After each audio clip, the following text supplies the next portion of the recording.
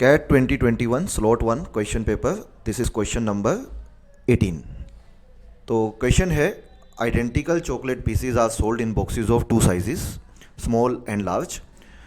The large box is sold for twice the price of the small box. If the selling price per gram of chocolate in the large box is 12% less than that in the small box, then the percentage by which the weight of chocolate in the large box exceed that in the small box is nearest to। तो percentage का question है ये, और percentage के questions काफ़ी सारे आए हैं पिछले कुछ सालों में। तो देखो कैसे करना है ये क्वेश्चन। बेसिकली क्वेश्चन ये है कि there are two boxes, one is small and the other one is large. तो large box is sold for twice the price of the small box. तो अगर स्मॉल बॉक्स का प्राइस अगर हम price x मान लें तो हाँ जी, x प्राइस है कंप्लीट टोटल, है ना, x रुपीज़ प्राइस है स्मॉल बॉक्स का। तो लार्ज बॉक्स का जो प्राइस लेना है हमें, लार्ज बॉक्स का जो प्राइस बनेगा वो बनेगा 2x, क्योंकि स्मॉल बॉक्स अगर x में बेचा जाता है तो लार्ज बॉक्स 2x रुपीज़ में बेचा जाता है। ठीक है, ये रुपीज़ में है वैल्यू। अब वो कहता है उसके बाद selling price per gram of chocolate in the large box is 12% less than that in the small box. इसका क्या मतलब है? इसका मतलब है कि अगर हम पर ग्राम देखें तो जो सेलिंग प्राइस बनता है चॉकलेट का लार्ज बॉक्स में वो 12% कम बनता है। किससे? स्मॉल बॉक्स से। स्मॉल बॉक्स में मान लेते हैं कि जो पर केजी प्राइस बनता है, रुपीज़ पर केजी प्राइस जो बनता है स्मॉल बॉक्स में, वो p मान लेते हैं। स्मॉल बॉक्स में अगर p बनता है तो लार्ज बॉक्स में उससे 12% कम है। 12% कम होना मतलब 0.88p हो जाना, 0.88p हो जाना, है ना। 12% कम होना मतलब 1 माइनस 12/100, तो दैट इज़ 0.88, तो 0.88p हो जाना। तो अब उसके बाद वो पूछ रहा है कि then the percentage by which the weight of the chocolate in the large box exceeds that in the small box.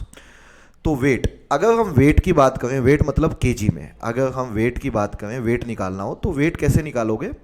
अगर टोटल प्राइस स्मॉल बॉक्स में x है और पर केजी प्राइस p है, तो कितने किलो वेट है स्मॉल बॉक्स का? तो आप कहेंगे x डिवाइडेड बाय p, क्योंकि x है टोटल जितने में स्मॉल बॉक्स बिकता है और उसमें पर ग्राम या फिर पर केजी जो दिया हुआ है, हमें पर ग्राम दिया हुआ है, तो हम इसको ग्राम में ही ले लेते हैं।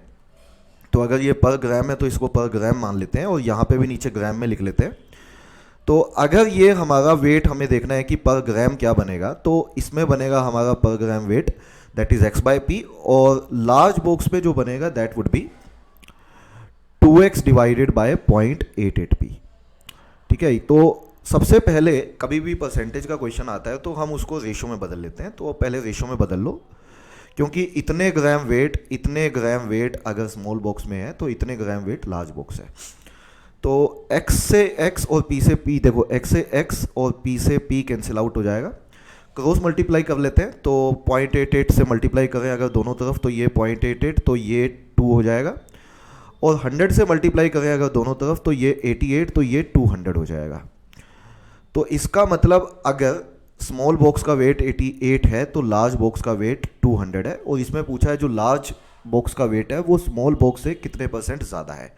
तो परसेंटेज में वैल्यू हम कैसे निकालते हैं? परसेंटेज में वैल्यू निकालने के लिए हम यूज़ करते हैं final value minus initial value divided by initial value into 100।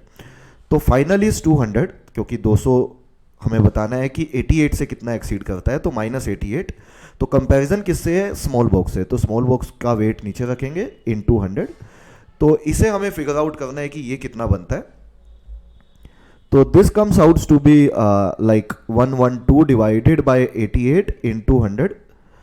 तो इसे अगर हम कट करते हैं, सबसे पहले 8 पे चला जाएगा ये, तो 8 बन जाए 8, तो 3 2 यहाँ पे 14 आ जाएगा, इसको 8 पे काटेंगे तो 11 आ जाएगा, है ना। एंड हमें ये बताना है कि ये नियरेस्ट टू कितना बनता है वेट। तो अगर आप इसे फिगर आउट करते हैं तो this comes out to be nearly 127। तो ये वैल्यू 127 के पास आती है। तो आंसर ये 127% है, तो 127% के आसपास की वैल्यू आती है।